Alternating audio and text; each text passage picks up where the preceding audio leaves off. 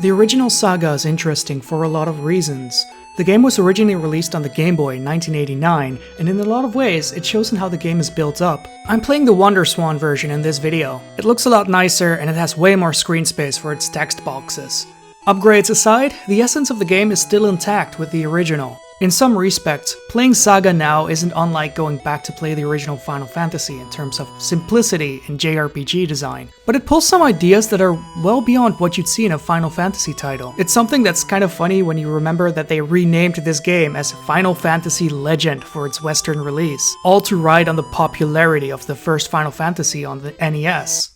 The story of SaGa is fairly simple. You control a party of 4 adventurers who want to climb a tower to the top to uncover its mysteries. Except, this isn't just any tower. Entire worlds exist inside of it for some reason. A lot of shit has been going wrong in almost all of them, and you need to fix these problems to unlock the special doors that block off the rest of the way. Also, there's 4 magical crystals involved in this process, because of course there are. Before you can even enter the tower, you need to settle a war between 3 kings on your home world on the first floor. You learn about this conflict because you're told that there's a special crystal that can open the door to the tower. Then you're told the crystal has something to do with a statue in a neighboring town, and then you find out that the statue used to wear 3 pieces of equipment that the 3 kings claimed for themselves. When you find the first king, you have to help him get a date with the slime monster girl. Except the slime monster girl's town is under threat by bandits in a cave nearby. This is generally how the plot in SaGa unfolds. It's nothing spectacular, but it's trying to find reasons to get you to move from place A to B before having a fight with a big boss. Kind of like most generic JRPGs, except situations get increasingly stranger as you go along. Before setting off on your journey, you create a party of 4 people, your main character, and 3 partners that you recruit from the various guilds in town. When creating characters, you choose between the 3 different races: human, espers, and monsters. The difference between the 3 isn't just what kind of equipment they can wear or what abilities they learn, but they come with their own unique way of improving stats. Humans buy stat upgrades from stores with money, espers get random stat upgrades after combat, and monsters get the choice to eat meat of other monsters killed, letting them transform into a different type of monster. There is no traditional EXP or leveling up system present in the game.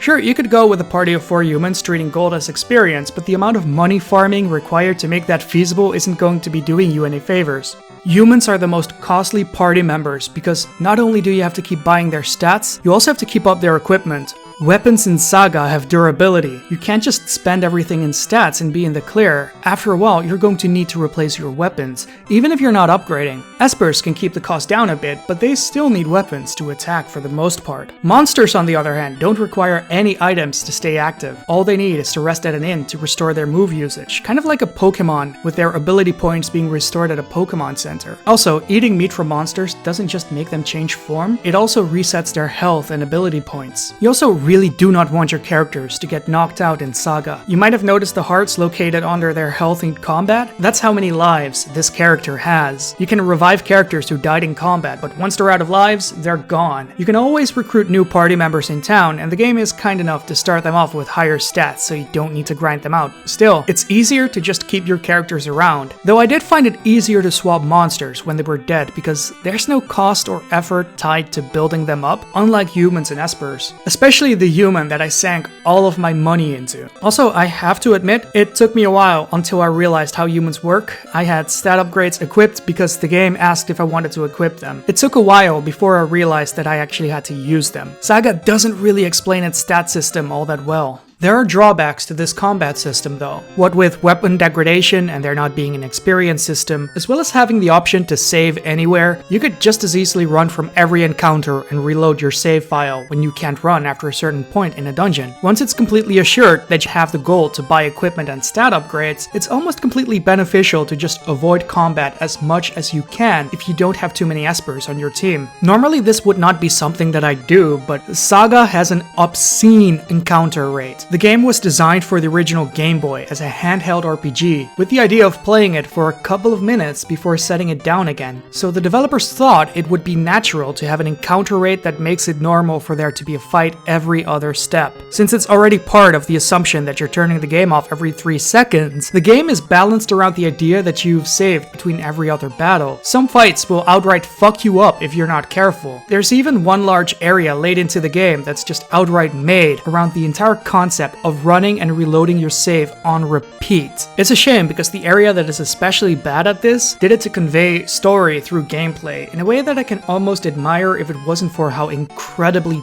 tedious it is, though at least it does make it more gratifying when you finally get past the area by beating the shit out of the monster that made it so annoying to traverse the area. The encounter rate can make dungeons incredibly tedious and stressful to get through at times, especially when you're waiting for that moment that you can finally go to the inn and refresh your monster's ability points, your team's health, stock up on fresh weapons for other classes, because some of the areas are really sparse when it comes to points to heal or even finding a guild to restock new team members. There's an entire area in the game where you just do not get the ability to do this. Then there's also one of the final dungeons in the game that's almost made just to annoy the player. It's full of invisible walls, hidden passages, and intentionally hard to navigate corridors, all while random encounters are still in effect as normal. Balancing in this game seems almost entirely random, with enemies becoming a strain on resources as they defend, wearing down your equipment, spells tearing down your team within seconds in one area, while later ones are just barely a threat. Most of the boss fights almost seem like a joke compared to some of the random encounters. Despite my problems with it, the original SaGa is still a game full of interesting and unique concepts that can convey some of its ideas and themes very well to this day. The game's different worlds and driving concepts are so far detached from one another that you never quite know what to expect when you walk through a door, and most of the ideas surrounding the combat are actually very well executed. Speaking of well executed, if you bring a chainsaw to the final boss, you can literally cut God in half on turn 1.